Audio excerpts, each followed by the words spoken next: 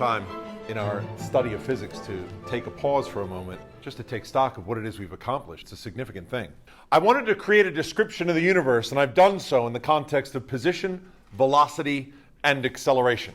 I gave them definitions, manipulated the equations, and discovered that in the sort of limited case of motion with constant acceleration, it's possible for me to predict what positions and velocities will be in the future simply by understanding what the initial conditions are now.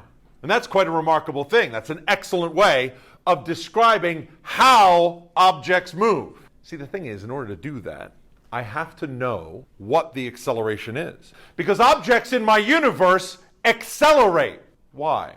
That is, I understand how things move. But now we're gonna change our focus and endeavor to understand why objects change their motion. That is, why does acceleration happen in the first place? Because what I'd like to be able to do in my physics is I'd like to be able to look at a physical situation and be able to predict what the acceleration should be. Because I realize that once I know the acceleration, then I can predict the positions and velocities in the future. But knowing what the acceleration is a requirement. So what we're going to do now is to devise a construct for determining what the acceleration should be in any given physical situation. The way that we're going to do that is based on a prescription that was given to us by Sir Isaac Newton, famous physicist of the late 1600s, who spent an awful lot of time thinking about the causes of alteration of motion. And it's not a simple thing. It's actually quite subtle. And there was some erroneous ideas that we had to grapple with. One of them was that Aristotle believed, BC, that it was the natural tendency of objects to be at rest, that the natural behavior of things was to be at rest. And that's not surprising, because everything that you see is either at rest or, if moving, will eventually come to rest. Even human beings, animate in their lifetimes, ultimately come to rest. But it turns out that's not how the universe works. That's not the natural tendency of our universe at all. It was Galileo, thousands of years later, who figured it out. Galileo Galilei, doing experiments, typically with marbles rolling down ramps, very, very clever experiments, was investigating the kind of motion that you understand very well now, motion with constant acceleration. He did experiments with marbles rolling down ramps in order to verify that x is equal to x naught plus v 0 t plus 1/2 at squared. He launched marbles off of ramps and examined the projectile motion. Experiments that, frankly, were very difficult for him to do at the time. So he investigated all this motion, and along the way, he realized something very important and subtle. That is a fact of our universe, and nobody really knows why. It's not deeply understood yet by the human race. But it's a fact of our universe that it is the natural tendency of objects to persevere in their motion. That is, to keep moving how they're moving. That's what I mean by persevere in motion. When in motion, to keep moving the way that they're moving, and if not moving, to continue to be at rest. It's the natural tendency of objects to do that. So when I say persevere in motion, what I mean is constant velocity. Remember always, in everything that we discuss here, that velocity is a vector. It's an amount, a magnitude, but also a direction.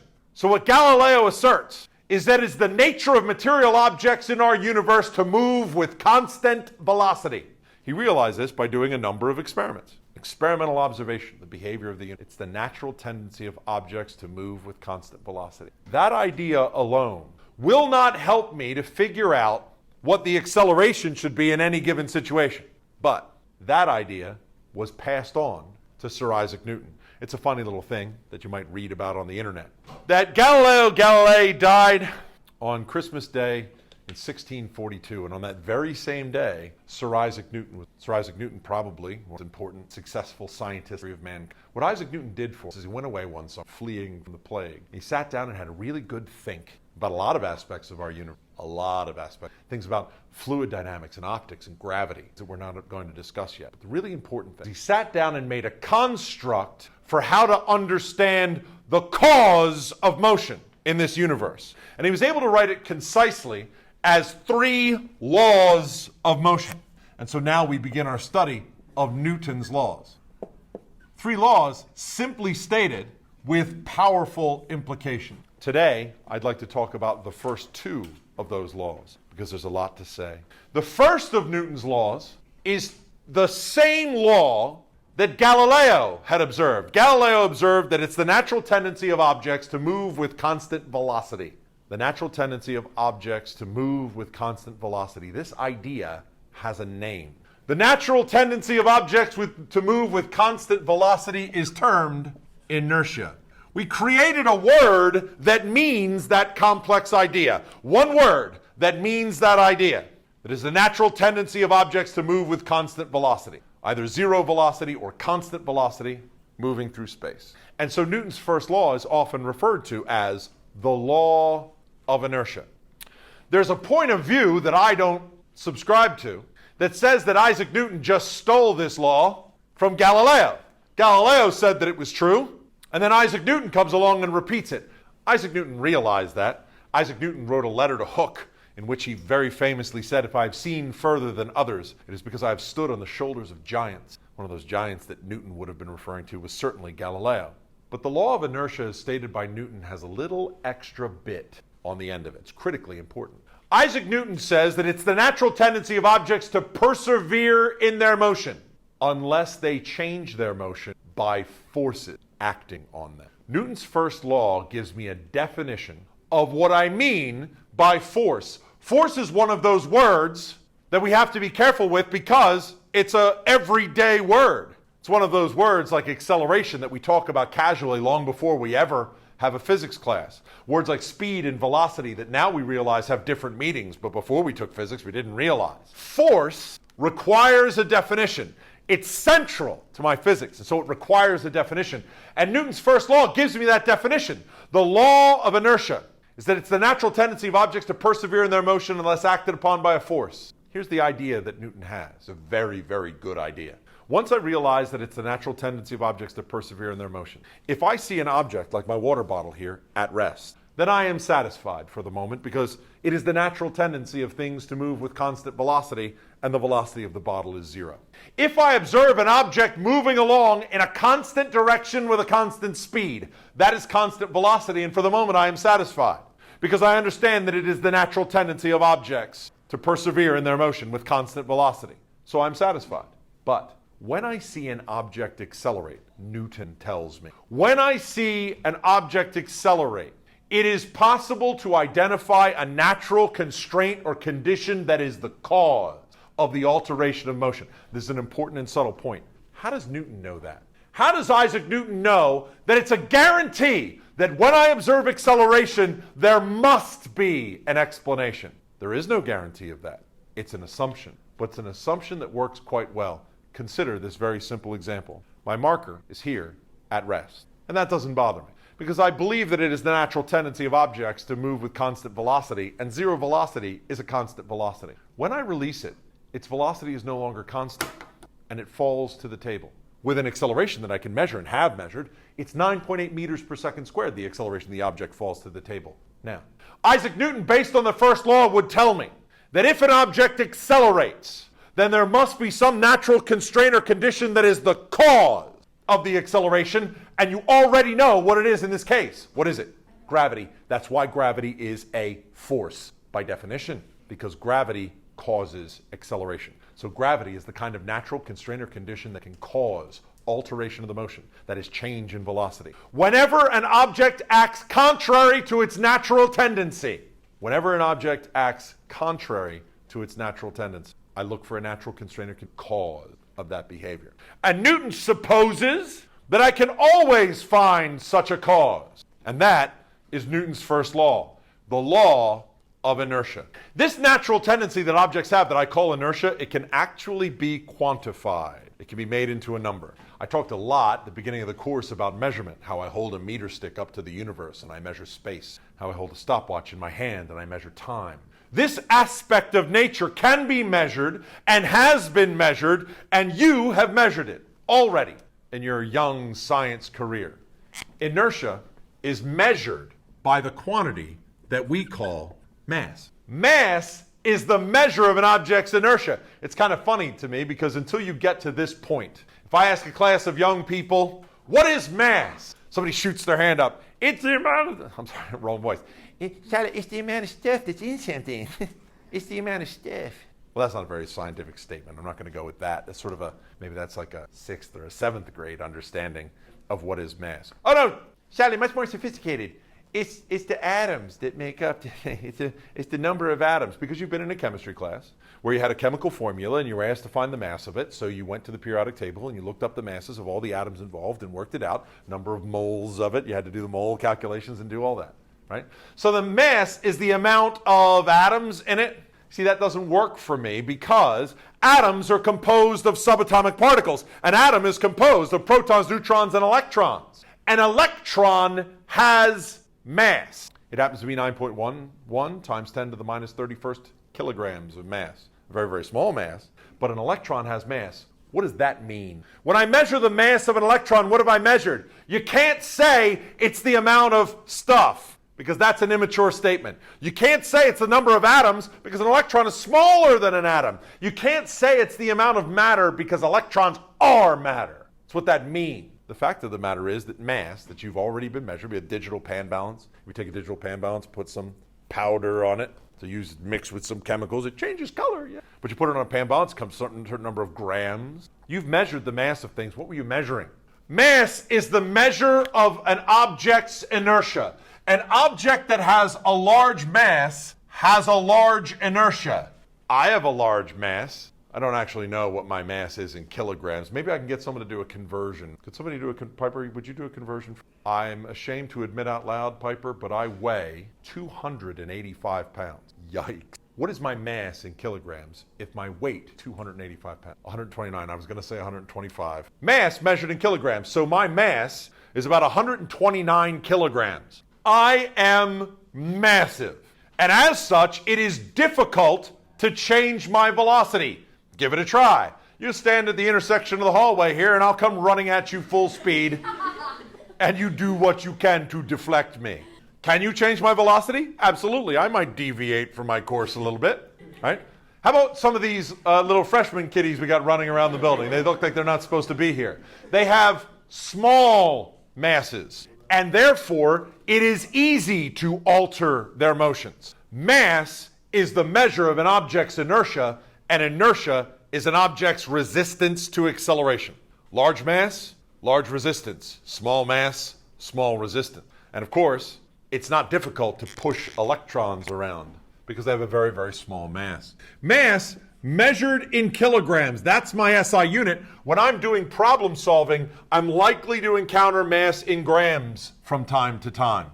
When I do, I have to appreciate the fact that I'm using SI units to do my physics calculations. It's appropriate to do that in grams. So Isaac Newton gives me a law, the first law, that describes to me a definition of what is meant by force.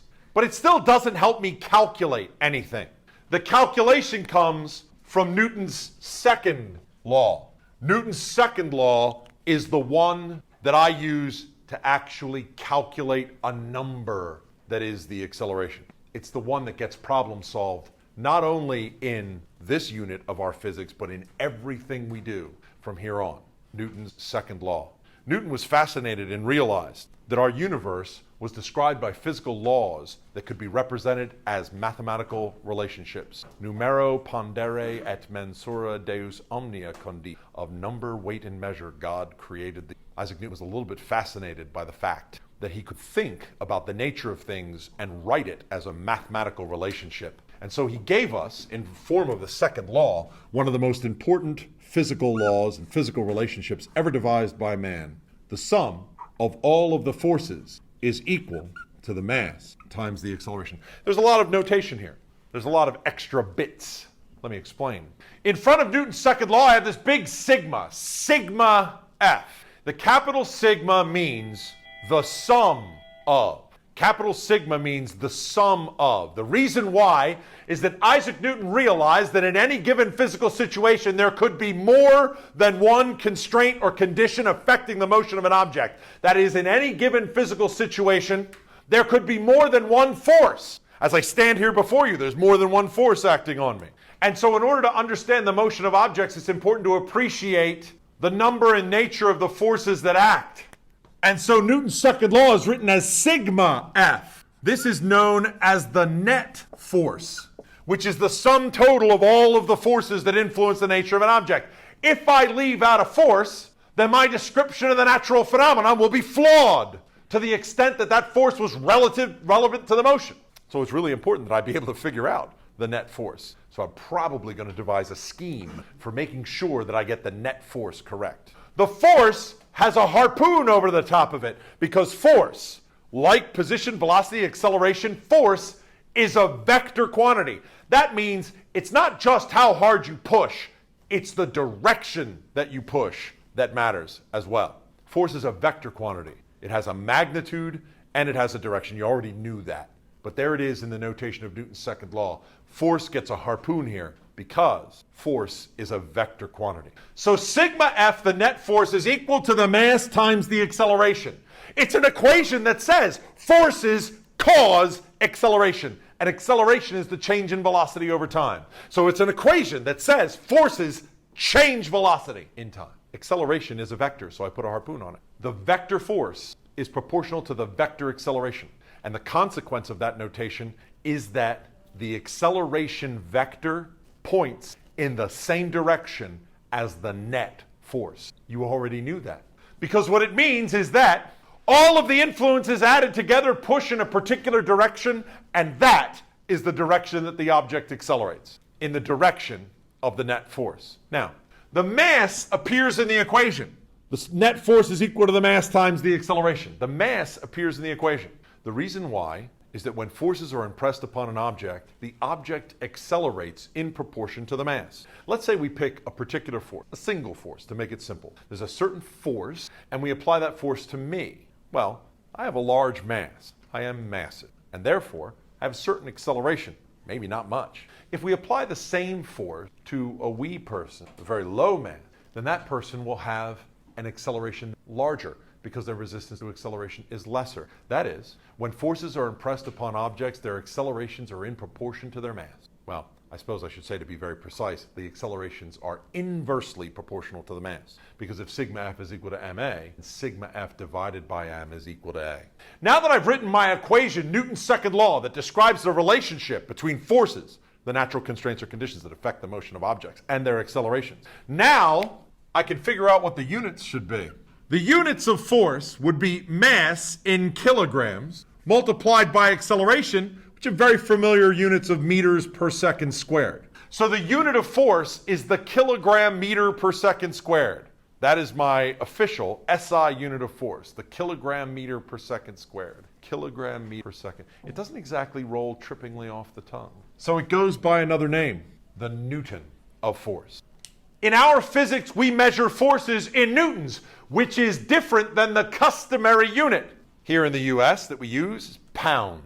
I earlier expressed my weight as a number of pounds. That is the force of gravity on me expressed in pounds. But pounds is not the SI unit of force. The Newton is. And it can cause a little bit of confusion in your problem solving because my weight, the force of gravity acting on me, my weight is about 1,290 newtons. That means that a newton is smaller than a pound, which means when I solve problems, I might get some large numbers. And if I'm thinking pounds, I may think that I'm mistaken. It would take a little bit of time to become accustomed to using the relatively small force unit, the newton, but forces are measured in newtons. Newton's second law is the prescription that makes it possible to solve problems. Now, all I need to do is devise thoughtful strategies for applying Newton's second law to the solution of problems. I'm going to start my very first Newton's second law problem, the most obvious problem that I can do, and investigate what Newton's second law tells me about an object falling under the force of gravity. Because I said previously that I have an object at rest, I release it, it accelerates towards the earth with an acceleration equal to 9.8 meters per second squared. And I said that Newton tells me, according to the first law, that that must be because there is a force. And you all said the force of gravity. But Newton's second law is going to make it possible for me to now understand the force of gravity in a deep way. So here's the situation that I consider. I have an object here of mass m, perhaps the tennis ball that we dropped down the stairwell earlier in the course. And we're going to allow it to fall under the influence of a force of gravity. How much gravity? I don't know. Let me apply Newton's second law to this physical situation. An object falling. And it's a good choice, isn't it, to start off? It's a good choice because there's only one force acting, so it's nice and simple. I know that there are situations out there where there could be many forces acting. Simple situation, only one force. The force of gravity. So if Newton tells me that the sum of all of the forces is equal to the mass of a thing multiplied by acceleration, This equation is a vector equation. Direction matters. So I have to choose a direction. I'm going to do something that's going to freak you out a little bit because of comments that I made earlier in the course. I'm going to choose downward to be the positive direction. That means that the force of gravity is a positive force. Just keeping it positive. That's all. Just keeping it positive. So when I apply Newton's second law to this, I'm going to say, what is the net force? Well, there's only one force acting. That force is the force of gravity. Is equal to the mass multiplied by the acceleration. But I know what the acceleration is. I know what the acceleration is. The acceleration is 9.8 meters per second squared. And come to think of it, that is the acceleration of every object that is released from rest near the surface of the Earth. It's true for tennis balls. It's true for rocks. It's true for freshmen falling under the influence of gravity with an acceleration equal to 9.8 meters per second squared. And so that number, 9.8 meters per second squared near the surface of the Earth, that number gets its own special symbol. And you've seen me use it before. The force of gravity is equal to m times g. When you see g in your problem solving, it doesn't mean positive, it doesn't mean negative. It means 9.8 meters per second squared. Not positive, not negative. 9.8 meters per second squared, g. I don't know if you've realized what's happened. I now have an equation for calculating the force of gravity. 15 minutes ago, gravity was an idea. Now it's an equation that I can calculate. How many newtons of gravitational force there are. Now, gravity is not the only force that acts in physical situations. There are a lot of them. And it turns out in the universe at large, we've discovered and generalized a fantastic number of forces. In order to keep things simple for our honors physics, I'm going to limit the forces we consider to a short list of forces. So we don't get crazy. Consider all the forces. No, Charlie, I want to do crazy problems. Okay. You can do crazy problems if you wanna, but on our homeworks and everything, we're going to limit ourselves to a short list of forces. The underlying reality of the whole thing is that in our universe, so far as we can tell, there are only 4 forces of nature. 4 forces of nature. Only 4. One of them we've already described, the force of gravity. The second one you may not have considered, but when I say it, you're going to go, oh yeah, that makes sense. Electromagnetic force is the second.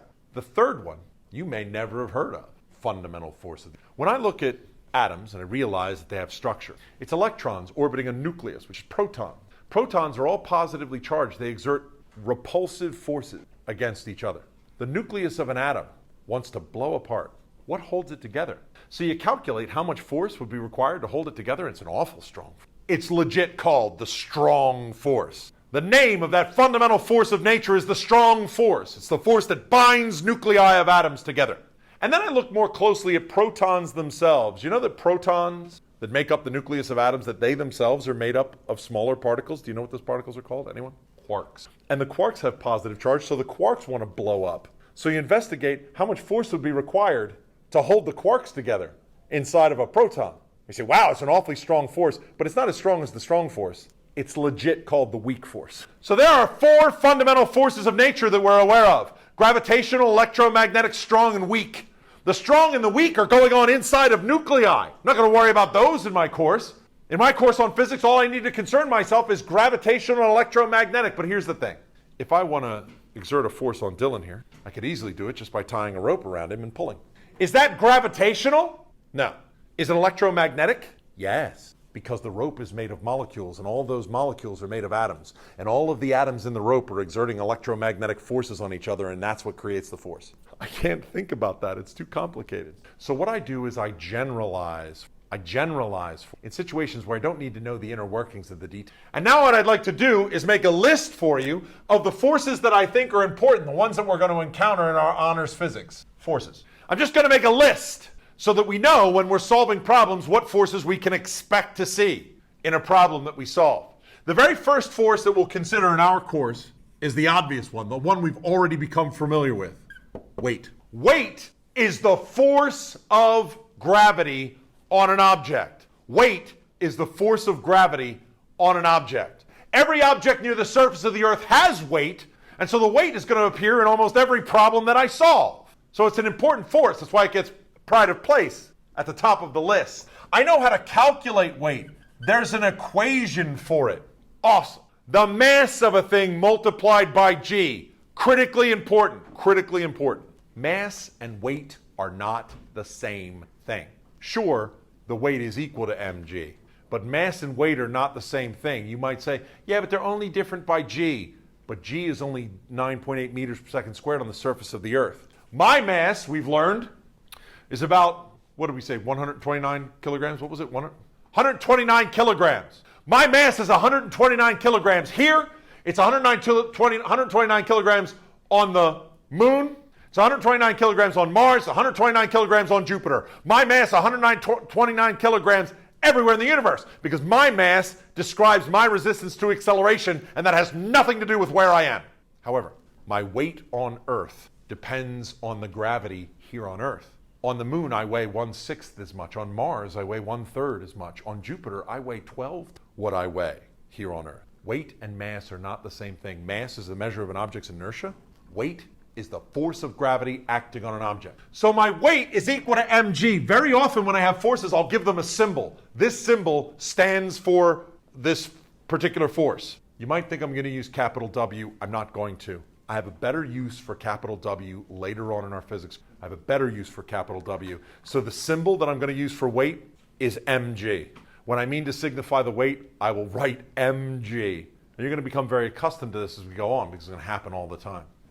The second force that I put on my list is a little bit abstract. I'm just going to write push-pull, because when I'm solving problems, I encounter forces in my problem whose fundamental nature I'm completely unaware of.